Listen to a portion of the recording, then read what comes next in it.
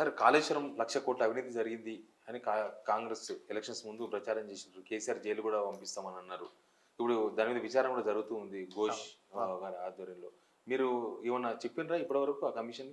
కమిషన్‌కు మేము గూడా ఒక రిపోర్టు ఇచ్చినాము.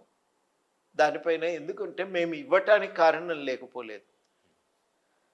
ఈ విద్యుత్తు విధానాల మీద మేము 2017 నుంచి చాలా సీరియస్‌గా సూచనలు చేస్తున్నాం. ఛత్తీస్‌గఢ్ పవర్ పర్చేజ్ అగ్రీమెంట్ జరిగినప్పుడు, విద్యుత్ కొనుగోలు ఒప్పందం చేసుకున్నప్పుడు, మేము అప్పుడు ఎలక్ట్రిసిటీ రెగ్యులేటరీ కమిషన్ నా చైర్మన్ దగ్గరికి వెళ్ళినాం. చైర్మన్ గారిని ఏమడిగినామంటే, మీరు ఈ పరిస్థితులు దృష్టిలో పెట్టుకొని దీనిపైన సమీక్ష చేయండి అని అడిగాను. వాళ్ళు మేము ఆలోచిస్తామన్న తర్వాత సమీక్ష చేయటానికి నిర్ణయించుకున్నారు. అది అవసరం కూడా చట్టం ప్రకారం.